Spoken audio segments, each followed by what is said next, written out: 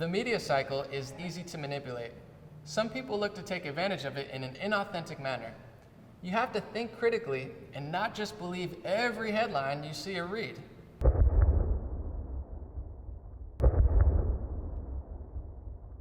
Three things that are commonly used to manipulate our emotions and influence us socially and politically: women, children, and tragedies. Why women, children, and tragedies? The answer is simple. Most people are good people. Most people have a heart. Most of us have a soft spot for women, children, and victims of terrible events.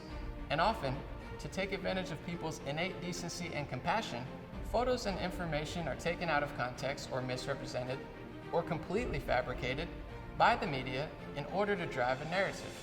Throughout history, there are many examples of this type of emotional manipulation, solely to influence public opinion and advance a socio-political agenda. So let's look at a few. You might have seen this picture, or this one, or this picture, or this one, or this picture. All of them were used to manipulate your emotions and make you feel sympathetic, as you should. But every single one of these pictures was taken out of context or misrepresented. The little girl on the Time magazine cover became the face of child separation at the border. But in actuality, she was never separated from her mother. But the media didn't report that until after they sparked widespread fear and emotional outrage. Ironically, it turned out that the girl's mother willingly separated from her other children when she left Honduras for the United States without telling her husband. The kids in cages narrative brought a lot of fake photos. This one started the outrage. Only problem? It was taken in 2014 during the Obama administration, which, by the way, began the practice of holding children and built the cages to hold them. Even Snopes admitted that. This video wasn't of kids in jail. It's actors from a Russell Simmons YouTube video. This picture was taken in Iraq, but that didn't stop celebrities from posting it on their Instagram accounts, claiming it was Hispanic kids locked up at the border and it was Trump's fault. This picture was used in the Syrian war.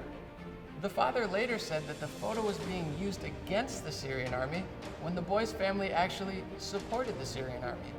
Keep your eyes peeled for pictures of women and children. The media and politicians on both sides love to use them to make you feel a certain way and support a certain agenda. For an example of fabricating an event to drive a media narrative, we just need to go back 3 years during the 2016 election.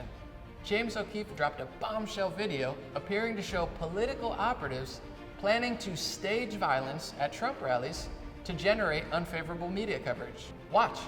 If you're there and you're protesting and you do these actions, you will be attacked at Trump rallies. That's what we know. So that's part of the process of eliciting the reaction. The whole point of it is we know that Trump's people will freak the out. His security team will freak out, and his supporters will lose their shit. The media cycle is that easy to manipulate. Some people look to take advantage of it in an inauthentic manner. You have to think critically and not just believe every headline you see or read. The final thing I want to talk about is fake activism.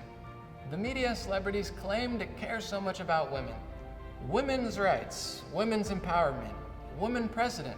But it seems like they only want women who follow their agenda, which means they don't actually care about their gender.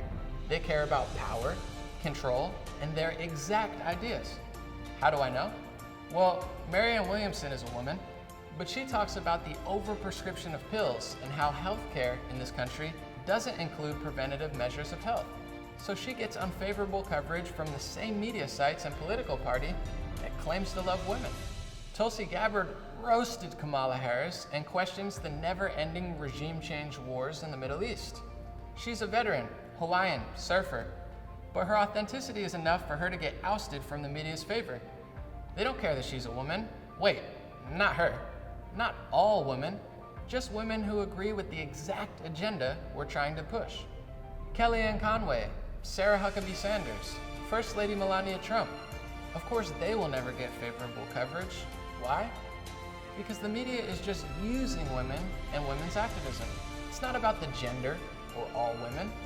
They only want women who will parrot their exact social and political agenda.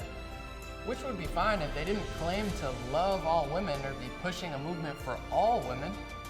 Just say your exact ideas. Say that that's your main focus. I'd have more respect if they said that, rather than pretending that their political agenda is the movement for all women. Tell that to Tulsi, Marianne, Kellyanne, Sarah, Melania, and hundreds of millions of other women around the world who don't fit that mold. Mass media and politicians use women, children, and tragedies to manipulate our actions, thoughts, emotions, and politics. Keep an eye out, keep an ear out, think critically, and never be afraid to walk away.